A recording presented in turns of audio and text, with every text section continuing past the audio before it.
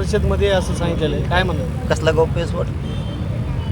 त्यांनी 2 दिवसापूर्वी सांगितलेलं आहे की 19 तारखेला नाही पण 20 तारखेला मी गौप्यस्फोट करणार आहे. काय येईल ना लक्षात आता आपल्याला आधी काय सांगता यायचं काय हो नेमका गौप्यस्फोट त्यांचा माहीत नाही. परंतु मी ते विषय सोडला आता. शेवटी तो विषय आपण परवापासून मला वाटतं आज 4 दिवस झाले परवा म्हणण्यापेक्षा मी तो विषयच हाताळत नाही. ते विषय सोडून दिला. आपण लय जीव लावला होता त्या माणसाला. आता सुरेश धसावर तुमचा विश्वास राहिलेला नाही? मी एवढंच सांगतो की तळहाताच्या फोडाप्रमाणे या समाजाने त्यांच्यावरती माया केली होती, सांभाळलं पण होतं. मी तर लय जीव लावला होता. आती काय असतं, एक तर राजकारणावरती समाज लवकर विश्वास ठेवत नाही. ही पहिली वेळ होती की इतका प्रचंड विश्वास ठेवला होता आणि कुठंतरी समाजाचं अशा प्रकारचं मन दुखणं ही साधी गोष्ट नाही. कारण तुम्ही ठीक आहे, एखादा माणूस मेल्यावरती माणुसकी असते की चला आपलं वैर संपला आता आपण भेटलं पाहिजे. त्याला काही झालं नाही, ते काना बघतं टाका बघत येतील, एकामेकाला बघत येत गप्पा आणतात. आणि म्हणजे मला ना त्या विषयात बोलायचं म्हणलं ना तरी माझी इच्छा नाही राहील. त्या विषयात बोलायची सुद्धा इच्छा नाही, कारण धसांना लय जीव लावला होता. आता नेमकं आता सध्या मराठा आरक्षणाचा प्रश्न आहे, त्याचबरोबर अवघड आहे. देशमुख प्रकरणाच्या बद्दलचं अवघड आहे आणि सोमनाथ सूर्यवंशीच्या प्रकरणाबद्दलचंही अवघड आहे. सगळे आरोपीही सुटू शकतात, कारण आता कोणाला आरोपी सापडत नाहीत. कोणाला तपास यंत्रणांना म्हणा किंवा सरकारला म्हणून तपास यंत्रणेपेक्षा तपास यंत्रणेला काम तर करू दिलं पाहिजे ना. मोबाईल सापडत नाही, आरोपी सापडत नाहीत, आणखीन कोणी आरोपी नाही, उजबल साहेबाची नियुक्ती नाही, काहीच नाही त्याच्यामध्ये.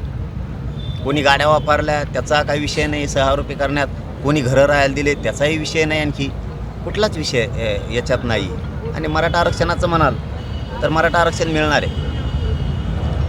हैदराबादचं गॅजेटियर, सातारा संस्थांचं, बॉम्बे गव्हर्नमेंटचं येत्या मंगळवारपर्यंत, बहुतेक 25 तारीख येते फेब्रुवारीपर्यंत फडणवीस साहेब लागू करतील. कारण 7 करोड मराठी फडणवीस साहेबांच्या निर्णयाकडं डोळे लावून बसलेत. याच मंगळवारी होईल असं वाटलं होतं, पण झालं नाही. पुढच्या मंगळवारपर्यंत 100% करतील, कारण तातडीनं शब्द दिलेला आहे त्यांनी.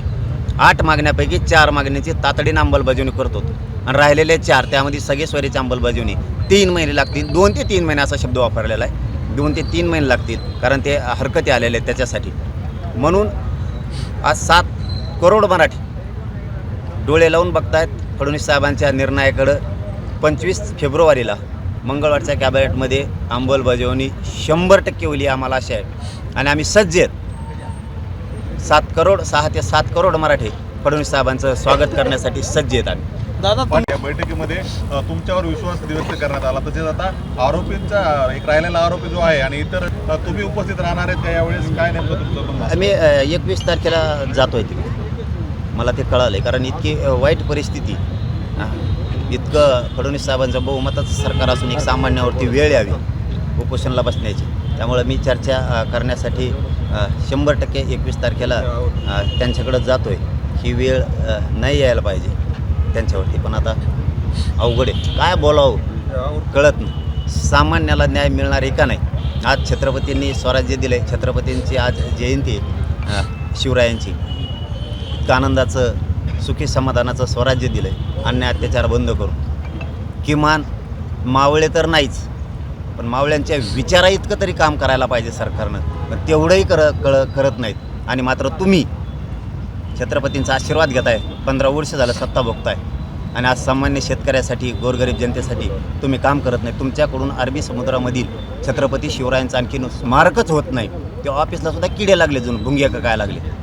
इतकी वाईट परिस्थिती. वाळ्या का काय लय आणखीन प्रकार आहेत. हिंदू मिलचा सुद्धा तीच विषय डॉक्टर बाबासाहेब आंबेडकरांच्या स्मारकाबद्दलचा आहे. वाईट आहे, पण ज्या दिवशी संयम संपतो त्या दिवशी अंत असतो. धन्यवाद. ओके. निमित्त आज विविध भागात दौरे केले, कसं वातावरण आहे, काय नेमक्या भावना आहेत? छत्रपती शिवरायांची जयंती दरवर्षीच उत्साहात होती. तशीच आज धाराशिवची सुद्धा प्रचंड मोठी शिवजयंती झाली. ती करून आता आपल्या बीडच्या जिल्ह्याच्या वतीनं सार्वजनिक शिवजयंतीला याही कार्यक्रमासाठी उपस्थित राहिलो. इथंही प्रचंड मोठी अशी शिवजयंती बीड जिल्ह्याच्या वतीनं सगळे बांधव च्या वतीनं ती साजरी होती. शिवजयंतीच्या निमित्तानं महाराष्ट्र आणि महाराष्ट्र देशातील सगळ्या जनतेला खूप खूप शिवजयंतीच्या शुभेच्छा देतो. पाटील, तुमच्या आंदोलनाला प्रति आंदोलन उभा करण्याची काही तयारी भाजपकडून केली जाते अशी चर्चा आहे, काय सांगा? चर्चा नाही, प्रति नाही म्हणायचं त्याला, आंदोलन हे प्रत्येक वेळेसच आहे, हे नवीन नाही आहे. मी त्याही वेळेस मीडियाच्या बांधवाला वेळोवेळी सांगितलेलं आहे काय करायलेत.